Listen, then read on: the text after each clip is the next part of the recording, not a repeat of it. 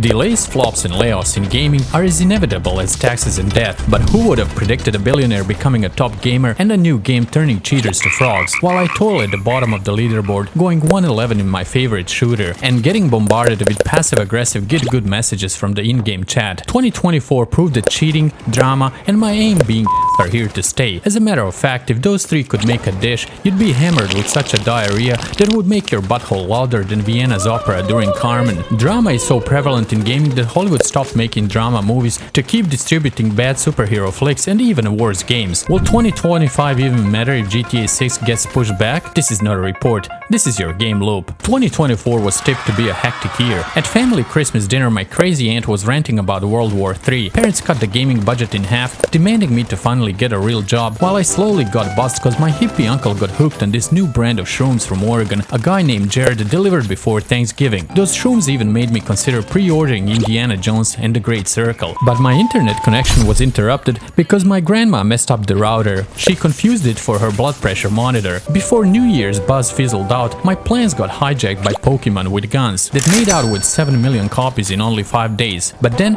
I heard the call for freedom and got confused. Should I enlist as freedom fighter in Helldivers 2 or become a wealthy slave owner in Palworld? How about both, because my unemployment is yet to run out, and the chances of getting that coveted position at the grill in McDonald's are getting slim after robots got into the fast food business. As soon as the first drop of blood got spilled, Sony reminded us that every war ends up in a bureaucratic quagmire. They pulled back freedom fighters from unwanted countries due to paperwork and fired Helldivers 2 Discord community manager in what ended up as a real mess. Some time ago, I got fired too. However, it had nothing to do with freedom, but sheer pettiness of my bosses. At least that's what I'd like to think. Not even a quarter of the year has passed, and many of us have become unemployed, penniless veterans of fights for freedom in the outer space. And government didn't give a damn, just like in the 70s when Rambo got home. Is Sylvester Stallone thinking of another reboot? I check all the boxes except in the fitness department. All those cheeseburgers have a tendency to increase my waist size. Becoming a new face of Rambo wasn't in the cards for me, but Balatro made sure the cards are the future for some of us. Developers of this game really thought making gambling even more fun and addictive was a good idea. A warehouse job had opened around that time, but I forgot to show up for my interview because I was chasing another stupid joker. And I missed a date with my former AI girlfriend. Yes, I got dumped again, or I accidentally deleted her from my hard drive when I messed up with my CLI. Can't remember because March was all drama like Johnny Drama from Entourage, because a hacker decided to piss on Apex tournament and turn pro players into Terminators. Hollywood movies convinced me that hackers are good guys ready to help the little guy. So where's this guy when I go 212 in a ranked silver lobby of my favorite shooter and when my stats cry in 0.54 KD? Drama from the tournament fiasco was strong that it spilled to April. Escape from Tarkov devs introduced bundles with bombastic Hollywood-style titles to squeeze even more money from their players. But did you all tell him you were unemployed? While eggs and milk cost too damn high. Tarkov was supposed to become irrelevant anyway. 2024 was tipped to be a year of extraction shooters, and all these new releases were supposed to chip away at Tarkov's player base, but half of them got delayed and the other half had a lifespan of a butterfly. April also proved to us that banana cannot only be a nutritious fruit, but one of the most played game in the world. It looks kind of boring, and the haters say it's full of bots Elon Musk exiled from Twitter. I mean X. The game offers you a chance to get rich or die trying, while I think you get a better chance to become Banana Man before making any money from this game. I hope Hollywood didn't hear me, because they have been drowning us with superhero movies. Perhaps the last thing we need now is Eric the Banana Man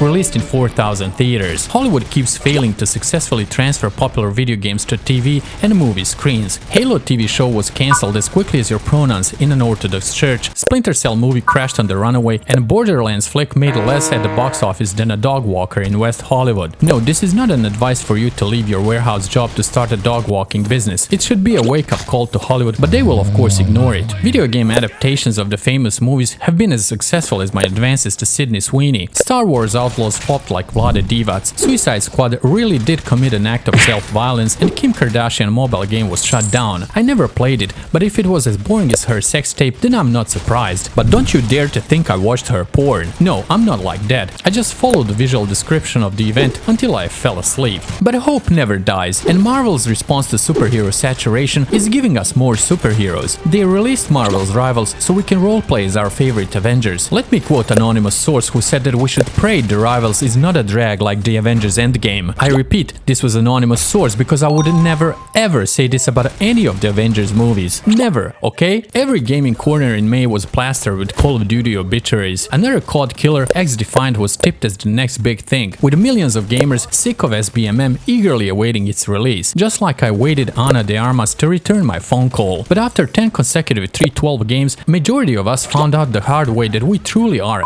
and that we had no idea what the we were talking about. For most of us, SBMM was our white knight and Ana de Armas just a dream. A few months later, almost all of us returned to our SBMM controlled environments for a much needed dose of copium, while xDefiant lobbies got deserted like a truck stop in Barstow on a Monday morning. Call of Duty Killer Graveyard is growing bigger and more famous, and the way these games are famously dying, they soon might get a place at a Westwood cemetery next to Marilyn Monroe. But xDefiant is not the first nor the last game to prove us that gamers have no clue about what we truly want.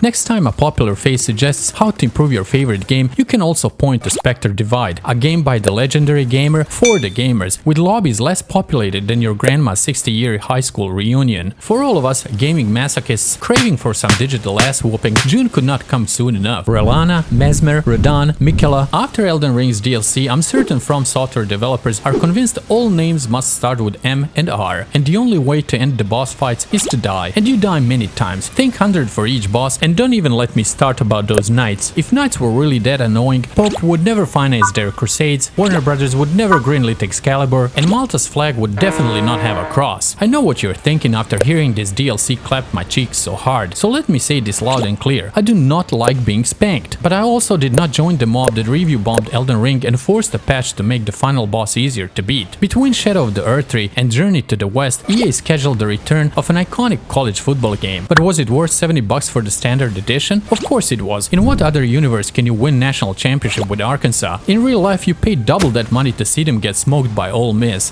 Finally, in August we had an opportunity to go west without Pet Shop Boys, because a monkey broke many records, raised some eyebrows, and caused a few controversies. No, I'm not talking about Harambe, but the destined one from blockbuster hit Black Myth Wukong. This game has more bosses than Vatican has priests, and your path is as linear as Interstate 40 in Texas, but the combat is straight out of the Hong Kong action movies. Haven't seen such slick moves since Jackie Chan in Police Story. This year cannot be complete without major streamer drama that included inappropriate texting, hunting wild boars, and of course presidential elections. Your favorite streamers couldn't wait to endorse their candidate, but none of them endorsed me and my push to make every game a AAA game. I also proposed to cap games at $10 and make Rockstar release GTA 6 at the same time for both PC and consoles. To be fair, not even I voted for myself because Chad showed up at the voting booth. Who's Chad? My shrink says he lives in my head and sometimes deliberately contradicts me, but don't you dare to call me crazy. There was also a major cheating scandal that didn't involve aimbots. Yeah, I know. I'm surprised as you are that gamers have sex and apparently cheat with their Grand Theft Auto RP partners. But let's not act that was the worst thing ever. My former AI girlfriend cheated on me with a guy who had a bigger hard drive. She claimed mine was too small to store all of her outfits. Then there is Elon. This guy is selling us electric cars,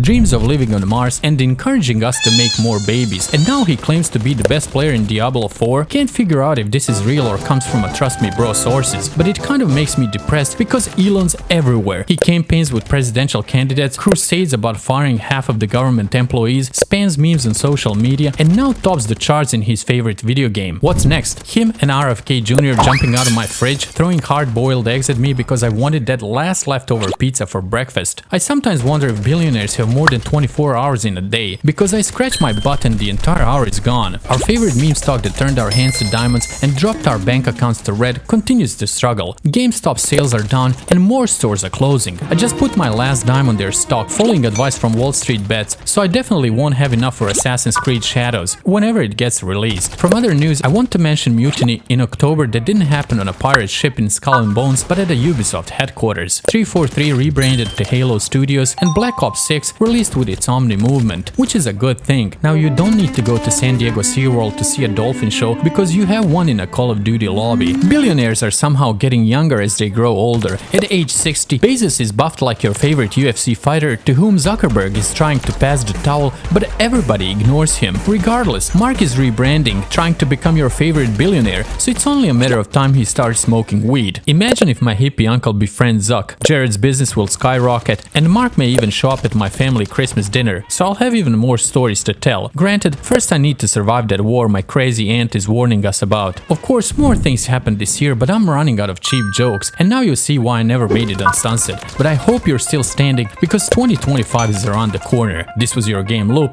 Thanks for watching.